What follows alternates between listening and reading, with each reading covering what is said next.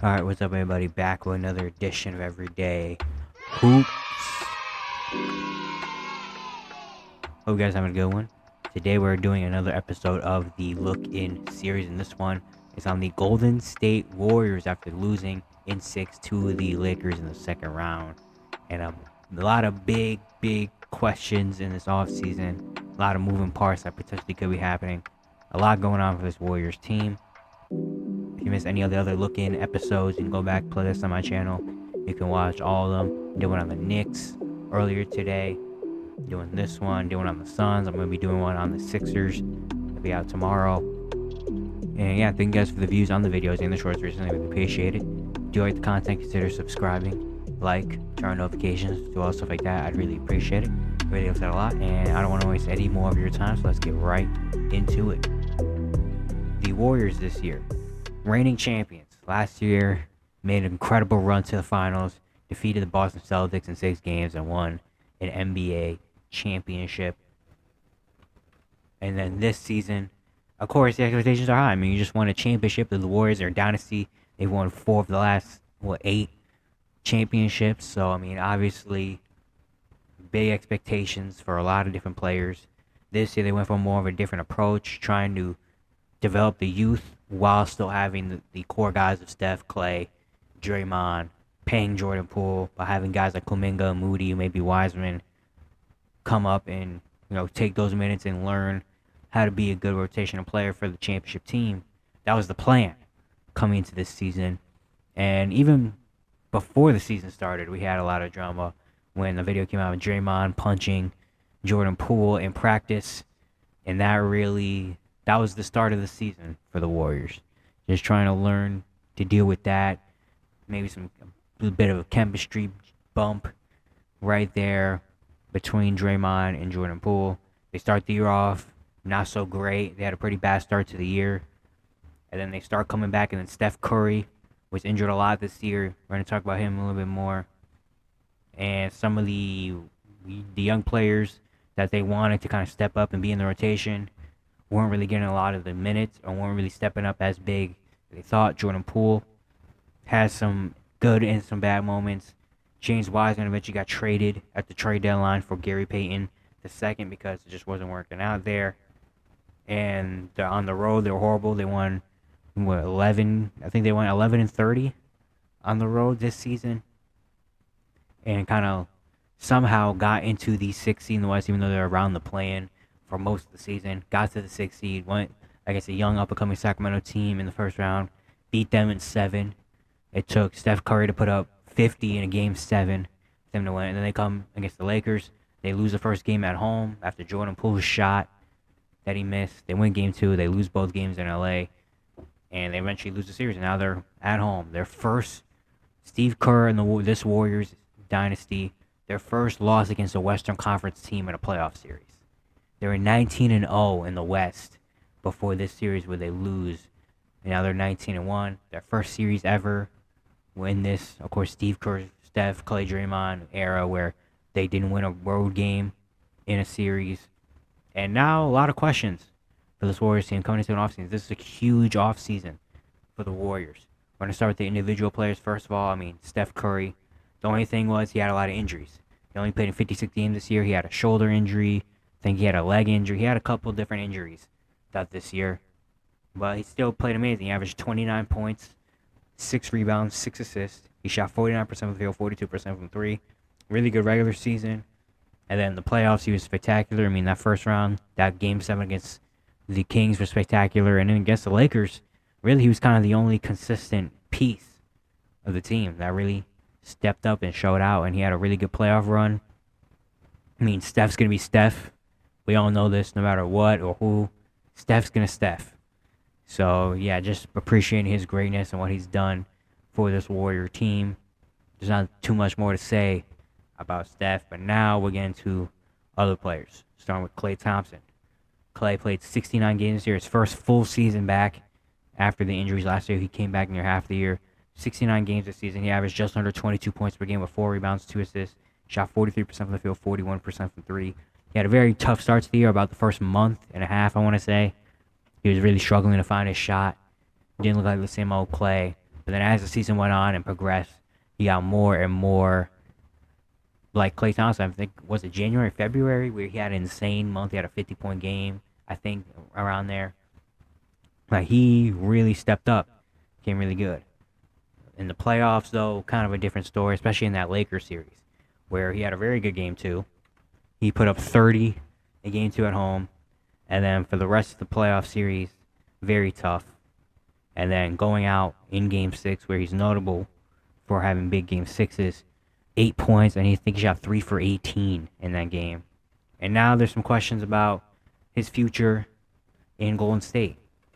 Going to next season, he is on the last year of a 5-year extension where he's going to get paid $43.2 million next year, and then in 2024 he'll be a free agent at the age of 34 years old. And he already came out and said he expects a max, and he thinks he's going to get a max from the Warriors. But now, seeing how this season played out for him, being 33 years old, going to be 34 by the time he's a free agent, I assume, or about 34, 35, whatever. Him being there, having the injury problems, him not looking like the same old Klay Thompson that they used to know and love, it kind of makes sense that the Warriors are going to try to convince him to give him a pay cut. But it's just really about what Klay wants at that point. If Klay wants to be dedicated to the Warriors and wants to keep this Warriors thing alive, he'll probably take the pay cut. But if he really does want his money and demands a max contract, then it could work out different ways. He could go into free agency and maybe see that the market out there, he's not worthy of a max anymore. I don't think Klay Thompson's a max player anymore. Of course, not me saying he's bad or all this stuff. Like, Klay Thompson's still Klay Thompson. He's still a really good shooter, one of the best shooters of all time. Still a really amazing role player or co-star to have on a championship level team, obviously. But I don't know if he's worth $40 million anymore, you know? And so he kind of go into free agency and look on the market and see no one's going to offer a max to go back, or maybe some team does offer a max. And that's where things can get very interesting for Klay Thompson and what's going to happen. I think most likely he's going to take a pay cut on a contract extension, and he will be a Warrior for the rest of his career. I just don't see how he doesn't be a Warrior for the rest of his career unless money talks, you know? But the big conversation is about Draymond Green. In the regular season, he averaged 8, 7, and 7 with a steal. Shot 52% from the field, 30% from three. He has some good playoff moments, has some not so great playoff moments. But really, it's not about Draymond on the court, more as much as Draymond off the court. That's a big conversation. I mean, starting the season with him punching Jordan Poole and having that whole chemistry thing go on. During the regular season, just a lot of talking to the refs, a lot of technical fouls, all that stuff. Then in the playoffs, when he stomped on Domantas Sabonis, it's just a whole lot of things with this Warrior team, and maybe some things in the locker room, between him and the young players, potentially. Maybe the organization kind of being like, Draymond, you've already done so much for this organization that, like, you know, you got to chill out. And a lot of speculation that this was Draymond Green's last season as a Warrior, and potentially the Warriors are going to let him go into free agency because they don't want to pay him a lot of money. He's got a $27.5 million player option for next year. That the deadline is at the end of June. At the end of June, he has a decision if he's going to take his player option or not. And that can change everything, basically, for the Warriors. Draymond Green's been such a intricate part. There's no Warriors dynasty without Draymond Green, obviously. I mean, he's the perfect player to have in this system with Steph Curry, with Klay Thompson, with Steve Kerr in this system. He's a perfect player to have there. But how much are you willing to pay Draymond Green, who's about to be 33, 34 years old at the tail end of his career? Still very good, obviously. And with all the kind of maybe locker room or issues he could bring to the team. Like, do the Warriors want to keep him or not?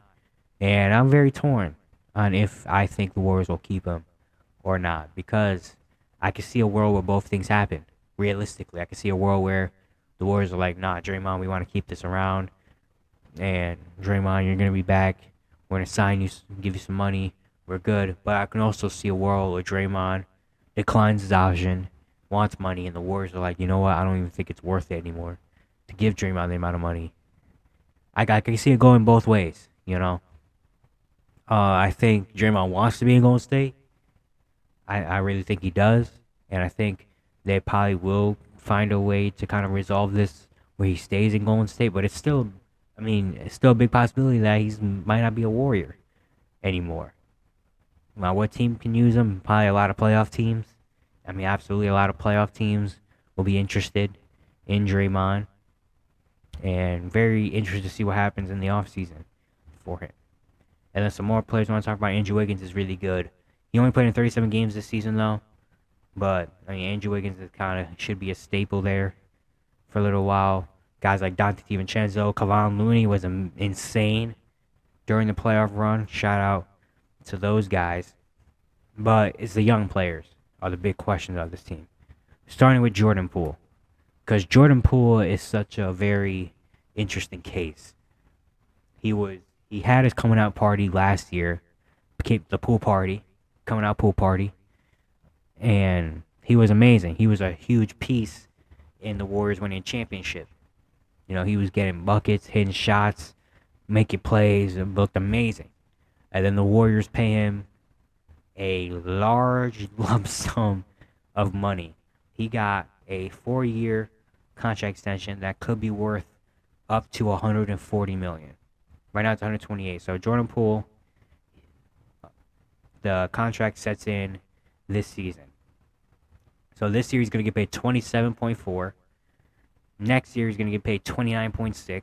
In 2026 he's getting paid 31.8. And in 2027 he gets paid 34 million. And that's without incentives. Every year he has incentives that can bring it up. So, yeah, he could potentially be getting 140 mil for the next 4 years. And the way Jordan Poole played this year, and especially in the playoffs, he doesn't look like he's worth that amount for the Warriors. Now, he's still only 23 years old. He's still in a system that's one of the toughest systems in the league to learn, behind Steph Curry and Klay Thompson. So he's not going to get the full gauge opportunity. But it's just a lot of things. When you look at Jordan Poole, that's like, he's one of the weirder, funnier players to watch. Because when you watch him, it's like, what? Sometimes it's like, what goes through his head? Like, I feel like the problem with Jordan Poole is that he tries to go too hard. He's always on 100 speed. Every time he gets the ball, he's always like, all right, I gotta get a bucket. I gotta make a play. I gotta do this. I feel like he doesn't slow down and look at everything and process things before he does them. Like, he just gets the ball and just does something with it, or tries to make a play, or tries to take a crazy shot. And it's like, Jordan, calm down, man. Calm down. You don't need to go at 100% speed every single play. And defensively, he is horrible. Can't really stay in front of a lot of people. So that's already one side of the ball you're giving up. So if you already know he's not going to do anything defensively. So on offense, if he's not hitting shots and making plays, and he's out there turning the ball over and missing deep threes and stuff, it's like, well, how much can he really play? You saw in the playoffs, in the Kings series, he was like, Like, he has some solid moments, he has some pretty bad moments. And then the Warriors series, he had a really good game one that was kind of not talked about because he took that shot late in game one with 9 seconds left, a deep three for no reason that they could have waited. And then from that on, it just kind of got worse and worse and worse. And it got to a point where basically he looked unplayable, but the Warriors kind of had to play him because it was like, we're paying this dude $128 million, and he can't just be sitting on the bench. So it's just really tough with Jordan Poole. Like, at this point, if the Warriors want to keep Steph, Klay, and Dre and keep the three and try to go to championship, I think maybe trading Jordan Poole might be the best option for them. Like, I think it's going to be very tough for Jordan Poole to kind of become his full self and become worth that amount of money if he's still in this Warriors system where he doesn't have a lot of. He does have freedom, but he doesn't have a lot of free. Like, he's going to be under Stephen Clay for the next few years if they keep him. He can't be a 3 because he's 6'3" and he can't play defense. Like, his job is to be a come off the bench and get buckets. That's his job. And if he's not doing that, then he can't if he's not getting buckets and hitting shots, he's not doing anything else. Like, he's not a playmaker. He makes some guys pass, but he's not a playmaker. He's not a defender. He's not if he's not coming off the bench and getting you 15 to 20 points or more, like, that's really the whole purpose of having Jordan Poole on the roster for the Warriors. So I think maybe a trade for him would be good for the Warriors to potentially get some good role players back and try to rebuild this team. Of course, it could be very tough because Jordan Poole, he was kind of like their gem. They found him late in the first round. He was in the G League. They were building him up, and then he had the big come out against Boston and became a big piece of the championship team, so they paid him, and now it might turn into a trade. Potentially that might happen. I'm not saying it's gonna happen because I will not be surprised if he's still on the team for another year or two. Like, there's no rush to trade Jordan Poole, obviously, but I just feel like that might be it's looming. It's looming. Not now. Maybe not in a few months. Maybe not in the off season. Maybe not even this year. Maybe not even next year. But eventually, I feel like that's what's gonna be the fate of the Warriors and Jordan Poole if he can't kind of grow and reach another level. And then Jonathan Kuminga is a big thing as well. He played 6-7 games this year. He averaged just under 10 points, 3 rebounds, 2 assists, shot 52% from 3, 37% from 3. Didn't play in the playoffs, though. Didn't become a rotation regular in the playoffs, even though literally everybody in Warriors fandom was like, why is Jonathan Kuminga not playing? And I agree with it. Like, Jonathan Kuminga, in the regular season, he has so many moments. I was like, dang, Jonathan Kuminga is, like, developing. This dude looks like he's going to be a really good player, but he just didn't play for whatever reason. They just decided to sit him on the bench and didn't play him until they were up or down 20 points in the last 5 minutes. Like, I don't really understand. He's a wing that defensively he's shown that he can hold his own. He's still very young. He's only like 20 years old. But defensively he can hold his own. And offensively, the shot was coming on a tiny bit. Athletically, he's going to be there, get some easy dunks and layups and stuff. Like, Jonathan Kuminga has a lot of potential, and I really think he can be a really, really good player from the spurts I've seen with him in Golden State. But he's got to get that opportunity.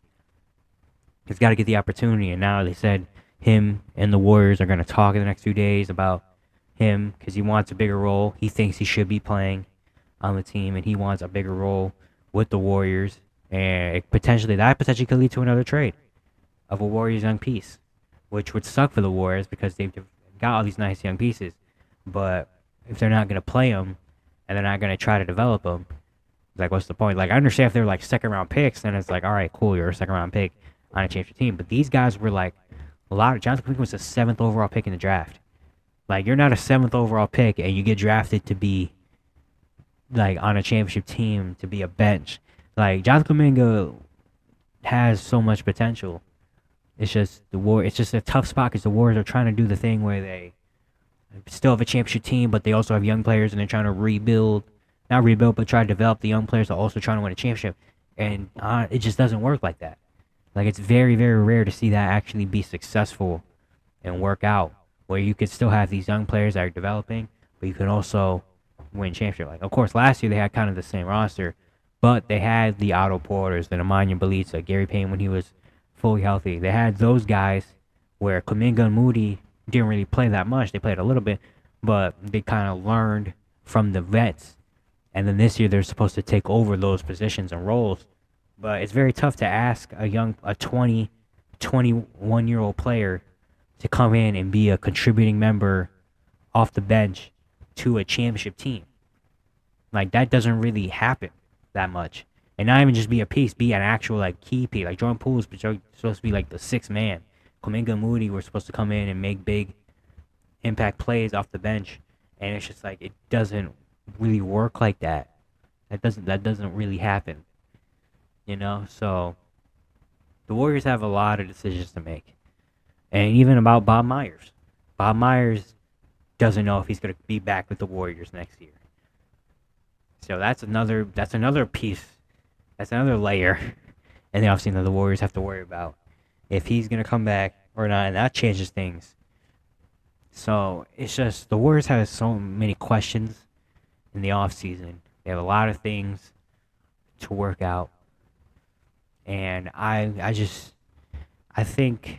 don't think this is the end of the Warriors run. I think they're going to find a way to keep Steph, Clay, and Dre together for at least another run or two. But it's just how are they going to get the role players and get the talent around them, the bench pieces, to get back to the finals, back to another NBA championship? And what do they do with the young guys? Are they going to keep this going of trying to develop the young players while also trying to win a championship? Or are they going to cave in and trade the young players away to get some more pieces to fit the championship team? Or do they go, you know what? We ran this course, Steph, Clay, Dre and Clay want money. I don't think we're willing to pay them. I'd rather just keep the young guys and learn from Steph, and maybe they go into that direction. Like, there's a lot of different directions the Warriors can go, but this is going to be there's going to be a lot of decisions to be made this offseason for the Warriors. They're going to have a lot of things to worry about with Draymond Green, free agency, Klay Thompson's extension, Jordan Poole, Jonathan Kuminga, those decisions about Myers. Like, there's so much the Warriors have to think about and do this offseason. And I just don't know. The Warriors, they're going to have one heck of a tough job to try to build this team back to championship levels. Yeah, that's it for today. Hope you guys enjoy. Once again, if you enjoyed the content, consider subscribing, like, turn notifications, all stuff like that. I really appreciate it. It really upset a lot. And I'll see you guys tomorrow.